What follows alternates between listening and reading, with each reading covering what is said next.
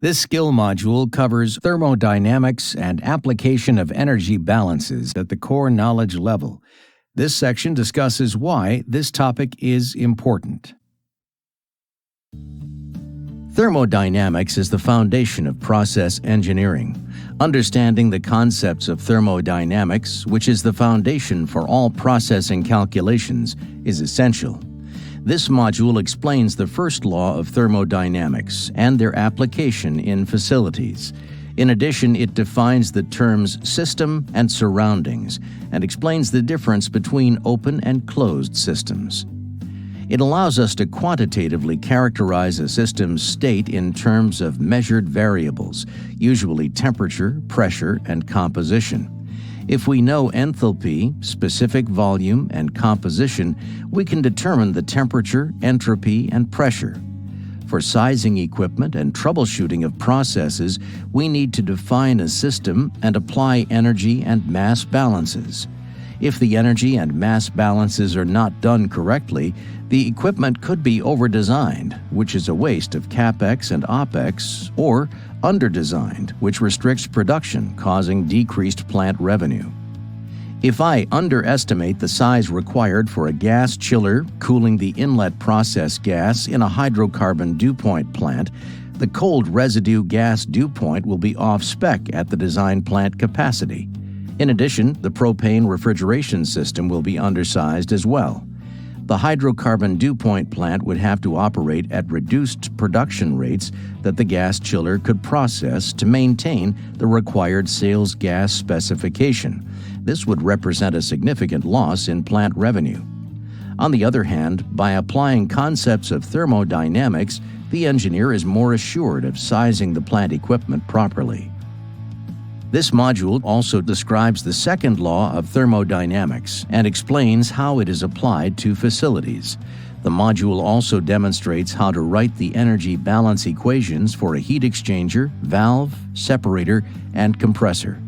By understanding the principles in this module, I can determine power requirement for the rotating equipment, heat duty for my process streams, etc. The implications of second law is that the heat cannot spontaneously flow from a low temperature to a higher temperature, and all processes are irreversible. Understanding the first and second laws of thermodynamics, I can complete heat and material balances for a system and estimate the work requirements for rotating equipment. If I improperly apply the second law of thermodynamics, I may be at risk of improperly sized equipment, such as residue gas compressors and their associated drivers. If I apply the second law properly, then I can be assured that my rotating equipment is sized correctly. The business impact of not understanding the thermodynamics principles in our process facilities can be significant.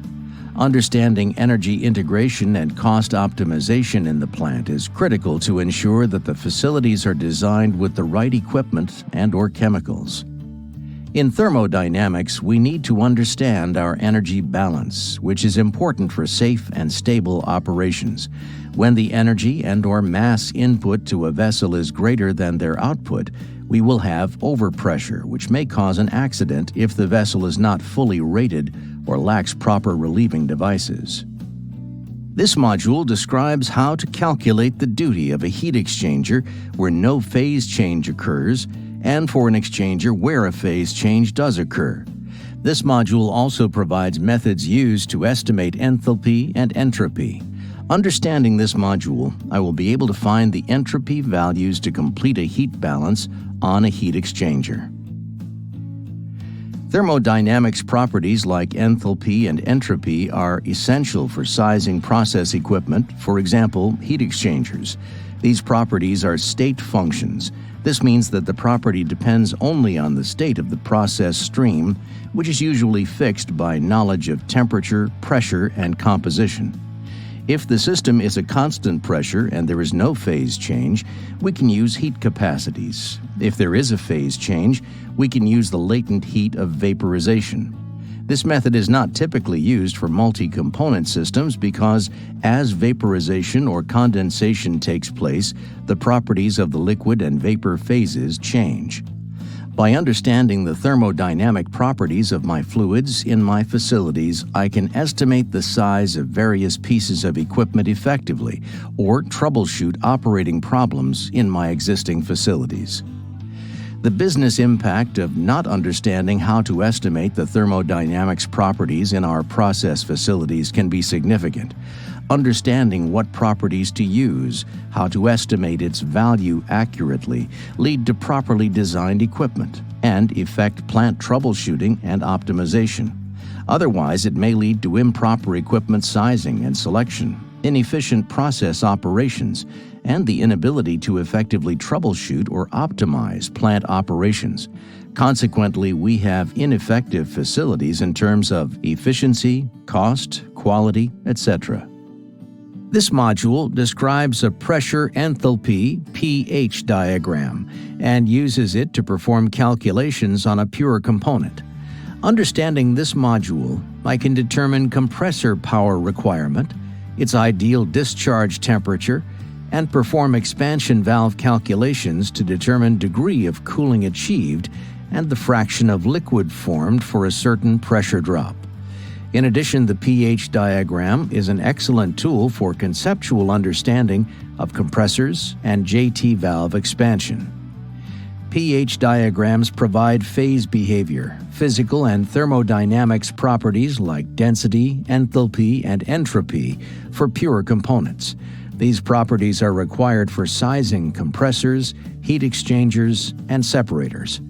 The propane pH diagram can be utilized to quickly estimate the power requirements of a propane compressor and the fraction of liquid form in an expansion valve.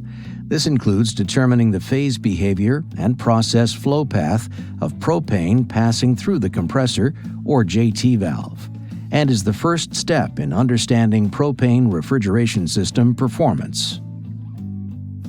This skill module discusses the topics shown here. You may also be interested in these gas conditioning and processing principles skill modules.